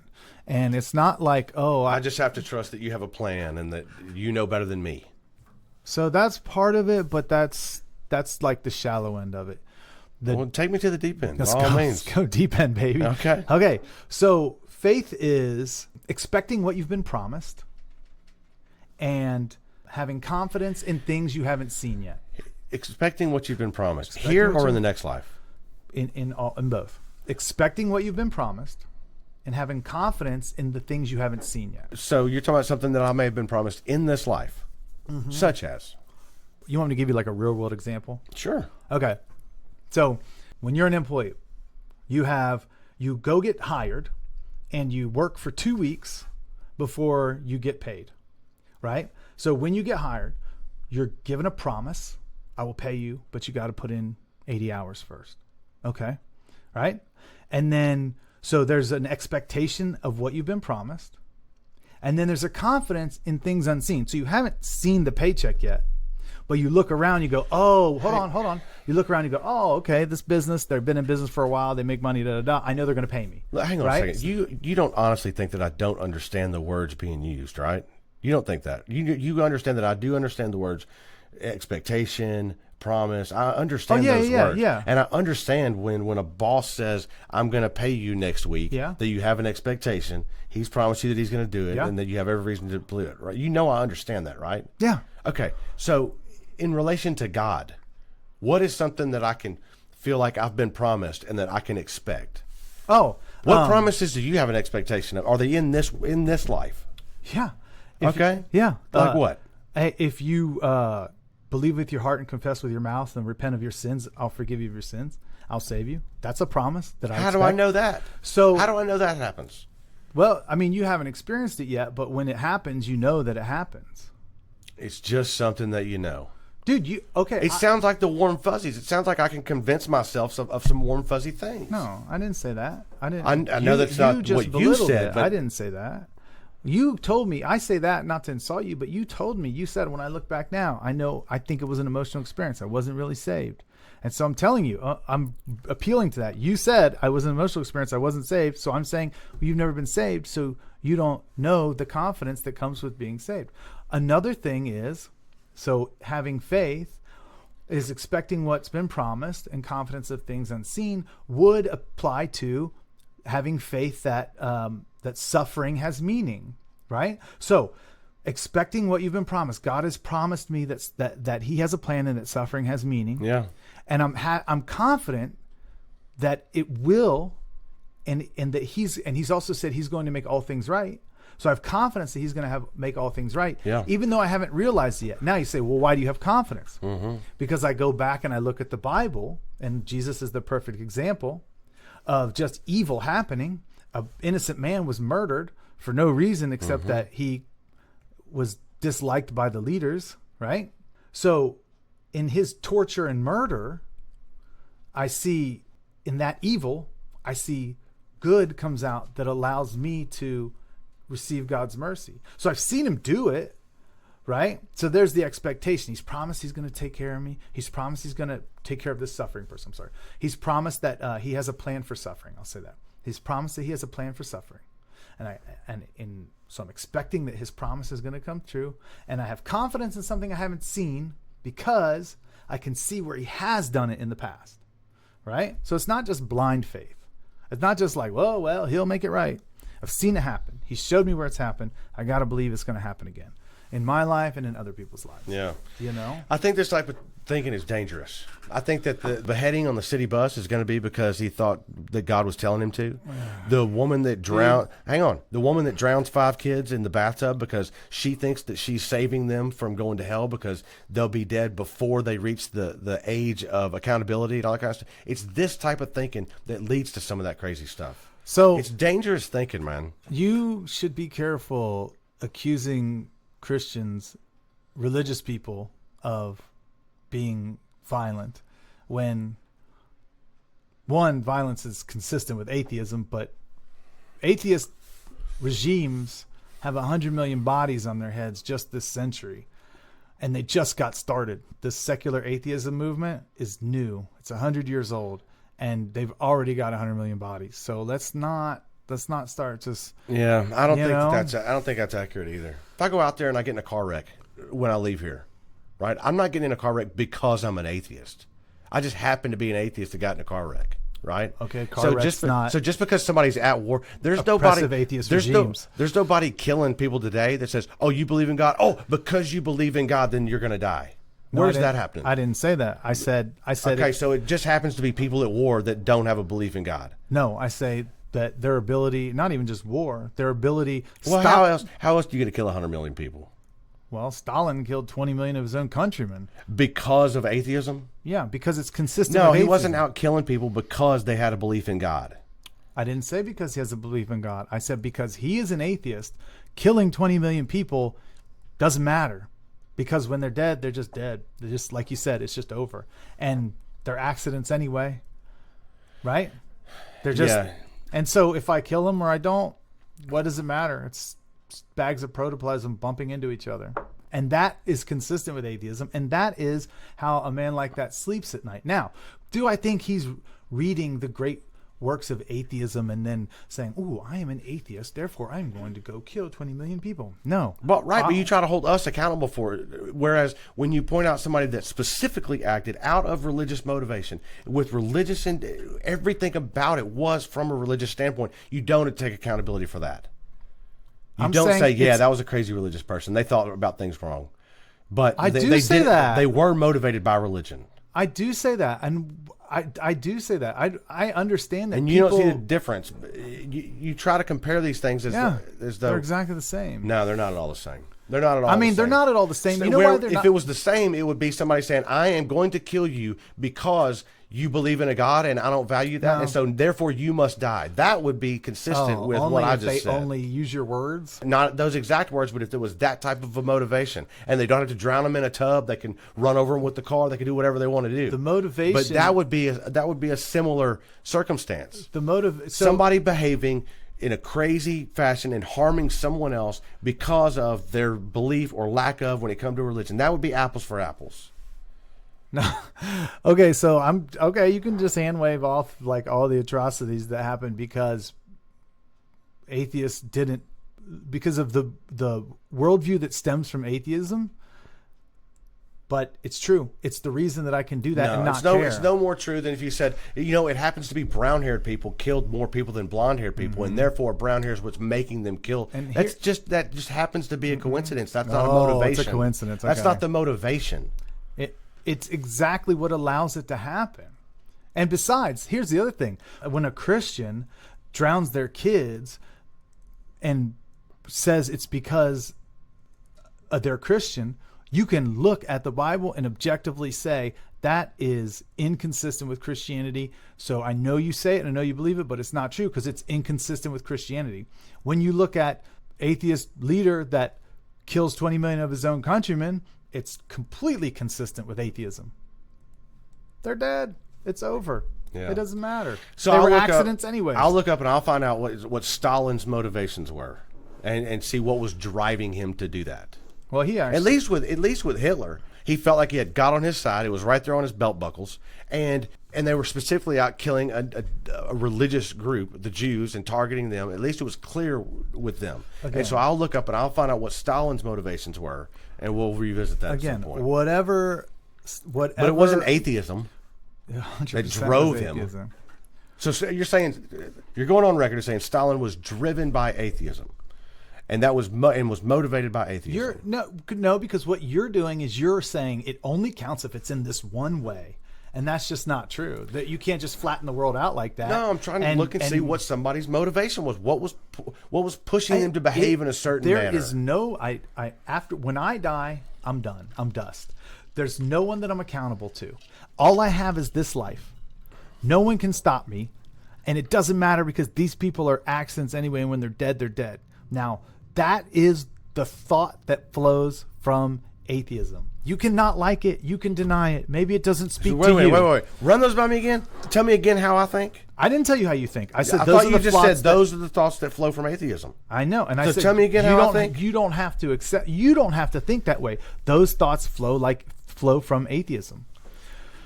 Right? Yeah. Also, you can just create meaning and invent stuff. I think it's pretty clear that we both have a pretty negative view of the other one's worldview. I know. You can't justify it. You have a pretty negative view of mine, and I definitely have a negative view of yours. So I like you. Look, I like you though, and I like. I'm not there yet, but I like P. It takes a little longer for me. Oh yeah, dude. Oh yeah. No. There's no ill feelings. No ill feelings. I do anything for you, and I love these conversations, and it makes me leave these and go, okay, think about some things. Right? Because if I didn't like you and I didn't care, I wouldn't take the time to even sit here. Sure. Right? Sure. So, we're in the same place. You know what I mean? Yeah. And we'll go have margaritas and argue some more. And, yeah. You know what I mean? Yeah. I feel like I can't figure out if you actually want to learn something or if you're just a big game hunter. You're just in it for the kill. I do want to challenge. Listen, I shouldn't say learn like you don't want to learn. I was just saying if you want to actually see if the other side is true or if you just want to if you're just a big game hunter. So here's the thing. I actually said that. I've said that before. Yeah, I think Gary's a big game hunter. I think he's trying to put me on his wall. Thank you. Right. Just with a big cross. Well, look, the thing is, I'm not just coming in curious, hey, let me check out this Christianity thing. I'm not. I was in that ideology for 40 years. Mm-hmm. And so there is a bit of busting out, so to speak, animosity, you might say, a feeling like you've been lied to or controlled. Yeah, I could see that. There's a lot of feelings that come when you deconstruct your faith. Mm-hmm. For instance, leading up to it, when me and P were still going to church, I remember telling her, hey, look, man, I'm reading my Bible all the time. We're helping people that we can. I'm praying. I don't lie. I'm doing what I think I can to live a good life, in recognition of this God that I'm believing in. And yet I come in church and every week it's, we'll see who really loves the Lord if they, give anything to the missions. Or we'll see who the real Christians are. It'll be the ones that participate in the prayer circle. Well, if somebody said that, that's wrong because that doesn't prove you're a Christian. You were never good enough. You were never like, hey man, y'all are doing great. God is proud of y'all. You never heard that. And I remember looking at people going, I'm tired of coming in here every week and just being told I'm a piece of crap. I can find people that are living some terrible lives. Well, I can take you to those people. And I'm actively trying not to live that way. And so I'm tired of coming in here every week and being told I'm worthless and I'm a piece of crap and I ought to do this and I should do that. And I'm tired of it. That was one of the first things that began me turning away and began me having questions about these things. Well, nobody should talk to you the way you were just talking. You were just saying people talk to yourself. I'm not. Please don't think that I'm saying I don't believe you. I can't tell if you're being hyperbolic Gary and telling a story or if people literally said to you, you're a piece of crap. So I'm sort of trying to figure out if it was like, hey, we all need God's forgiveness because we're sinners, or if it's literally you're a bad person unless you give money to these missions. I don't know. I can't tell if you're being exaggerating or if that's literally what people say. Because if they said those things to you, that's bad. Okay, let me help. So first of all, I grew up and I didn't go to Hellfire and Brimstone churches all the time. Yeah. But we did bring those guys in for revival. Yeah, dude. Okay. They're the best. Yeah. When it was time to set up the tent outside. Yeah. Oh, yeah. I did get some of that. So it wasn't always you're a piece of crap, but I'll give you a perfect example of one that me and Patricia sat through, right? Mm-hmm. Moved to this town, started attending this church. and the preacher says, people try to come in here every Sunday and they put on their Sunday best and they try to act like they're living the good life, you know. And next thing you know, they decide they're gonna invite the preacher over to the house for dinner. And they still keep up these appearances, but there's always signs. You can always tell how they're really living, you know. And, and next thing you know, you go over to the fridge, and there it is. They got beer. They got the beer sitting right next to the milk. I mean, let me tell you. And then they go on this tirade. Yeah, that's no good. When me and Patricia were in a church one time, I would lead that church, by the way. Right. I would lead that church. Me and Patricia were in a church one time, and this preacher says the clothes that you guys are wearing these days, and the skirts are a little too short, and the necklines are a little too low. And I see a lot of these ladies wearing all these necklaces, got a cross on their necklace, you know. Well, don't forget, Jesus was crucified between two thieves. I'm like, what is he? Is he comparing? Like, where is he going with that? That's you know? funny. That's actually funny, but I would go away from that too. You would hear all these things again and again and again. I never hear that kind of thing. You know? I've never had that experience. I've been to a lot of churches. I've never had that experience. Well, I've been to one church where I wanted to walk out, but that's because we went there and like they straight up went into like diversity, and then some guy got up and started talking about what happens in the white church, and I was like, yeah, y'all are okay with this? Like, you know? Yeah. And I wasn't rude. I was like, well, maybe they'll wrap it up and I'll learn something. God, please teach me something. But at the same time, that was the only time where I was really like, whoa, what is this? Yeah. So I didn't know that. Well, right. That's interesting services. I would have been like too. I would have been like, I don't know. Yeah, and then you look around for another church that say it's more your flavor. Yeah, that's what people do with it. If they want to hear hellfire and brimstone every week, they'll go find that. If they want to have some of that venom to spew at their neighbors or their family or whoever, they'll go find that. And then if they want a rock show every week, they'll go find that. It's a la carte. It's like a buffet. You find what suits you best. And I think here we can end on this. My question is, why does it matter if one cosmic accident spits hot fire and brimstone as another cosmic accident? It's just two chemical reactions bumping into each other. In all honesty, it really doesn't matter. Look, I've got no problem with people believing these things. My problem. Are you sure about that? Let me clarify. I might have 2 hours of video footage that says otherwise. my problem is when they want to come to my house and tell me how I ought to behave based on their beliefs. If somebody showed up and told me that I should veil my wife, now we've got problems. Here in the United States, they want to put the 10 Commandments in school. Well, nothing about Joseph Smith, nothing about Allah, but specifically your God. So you don't want your kids to go to school and learn about all of the other gods. No. You just want my kid to be educated about your God. That's where I start having problems with these things. Yeah. If my daughter if my daughter called Jesus me right now, said the same thing. Right. That's consistency. If my daughter called right now and said, "Hey, Dad, I think I'm pregnant," and then if somebody said that she couldn't have an abortion because of what their God told them about that, and now my daughter is forced to stay pregnant because of their religious beliefs, and now I start having problems. Well, I get from an atheist point of view why killing a baby doesn't matter, right? It's an accident. It's not something that should be taken lightly, but at the same time... I shouldn't say baby. I should say killing a human. Yeah. I think baby specifically refers to like a certain developmental stage, but I'll say killing a human. Yeah. Doesn't matter. Yeah. So when you tell my daughter that she has to be forced to remain pregnant, this hasn't happened. But if that were the case, now I start having some problems. Now, from a Christian, but if they just want to believe some things, I've got no problem with those things. I don't have a problem if somebody wants to be 35 years old and still believe in Santa Claus. Who cares? Now try to understand it from a Christian theistic point of view. I have for 40 years, just so you know. No, I don't think. But I don't now. I actively reject it now. So what I'm saying is that God would never say, "Hey, I understand you got to make your own decisions, and you just do what you want. And you be the judge of what's right, and you invite me in if you want to invite me in. If you do, if you don't, you don't." That's not Christianity, right? Right. So you shouldn't expect Christians to behave that way. You shouldn't expect Christians to be like, "You do you, buddy, and everything's going to be okay, and I'm sure you're all right." No, they should be telling you like, "Dude, this is bad. This is bad for you. It's bad for everybody." Right? Yeah. That's what, if I really love you, I should do you. Well, that came out wrong. If I really love you, if I really love you, I should do you. I should do that for you. If I really love you, I should tell you like, "Hey man, this is a bad decision." Yeah. So. Yeah.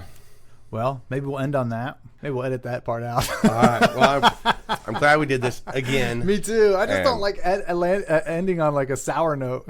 We were on a high note there for a moment, and then, you know what I mean? We just crashed the plane and then hopped out. Every time we do this is a high note for me. I look forward to it every time. I always do, too. And I'm glad you got some out there. I'm glad you feel better. Yeah. Do you? Yeah. You feel like you told me you came in today, you were like, I'm going to get in there today. All right. That's good. That's the fun stuff, That's right? good. You want to provoke people's thoughts and get them to react and think about it, and right? Yeah, absolutely. I don't just sit here and agree with you. Yeah. Right? That'd be boring. Yeah.